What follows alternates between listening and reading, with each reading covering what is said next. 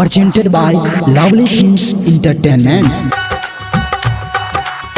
अभी अपने आप सब सुन रहल छी मैथिली स्टार म्यूजिक के गुप्ता म्यूजिक स्टूडियो कसमा मरार। गुप्ता म्यूजिक स्टूडियो कसमा मरार।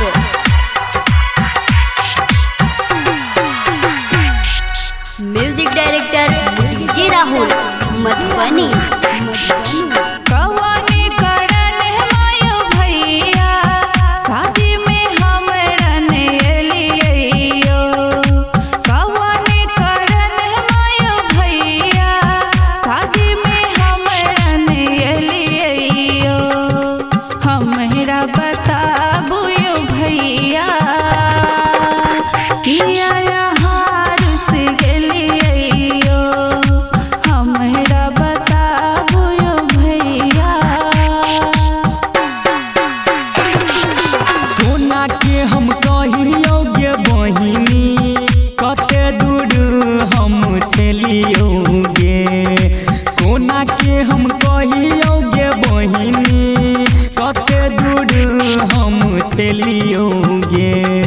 झूठे के फसल को एगो लड़की दिल को हमारा जेल में।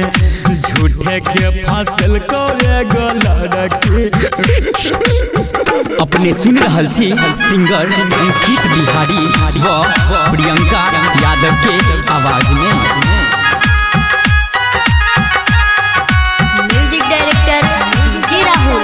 अभी आप सुन रहे हैं लवली फिल्म्स इंटरटेनमेंट की प्रस्तुति।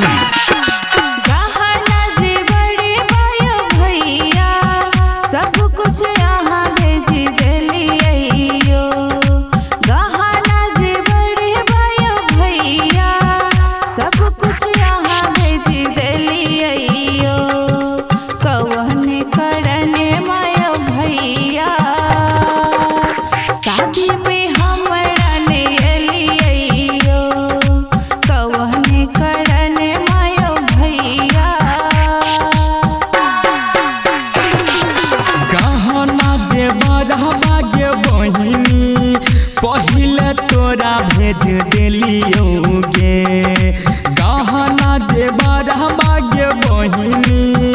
पहले तोरा भेज दिलियोगे बाद में फसल को एगो लड़की दिल को हमारा जेल में। बाद में फसल को एगो लड़की। अभी आप सुन रहे हैं लवली फिल्म्स इंटरटेनमेंट की प्रस्तुति। Music director DJ Rahul Madhubani.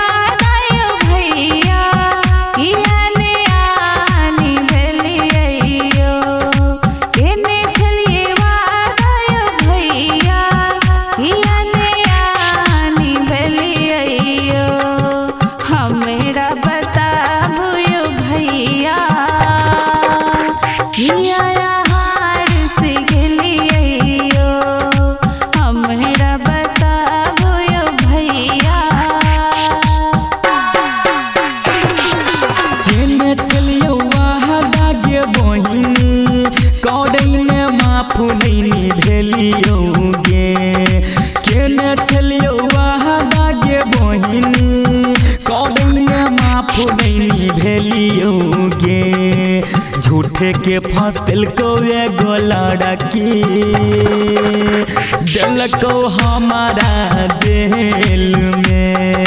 झूठे के फसल को एगो लड़की।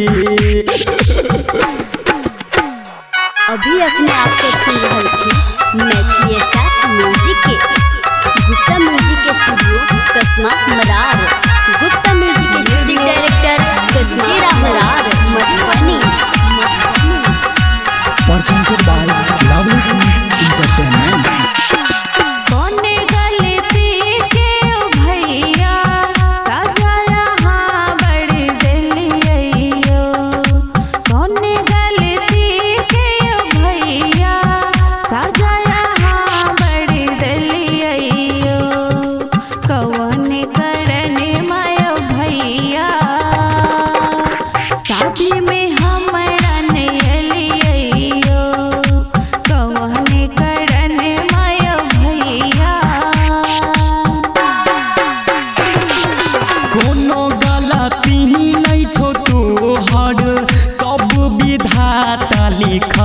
कहोगे कोनो गलती नहीं छो तोहर सब विधाता लिखल कहोगे रेखा वाला केस में उ लड़की हमारा फांसा देला कहोगे झूठे के फसल को एगो लड़की